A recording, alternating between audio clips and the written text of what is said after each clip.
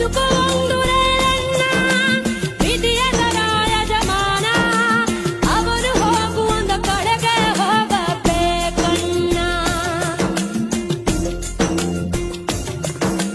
ವಿರಹ ಅನ್ನೋ ವಿಷವನ್ನ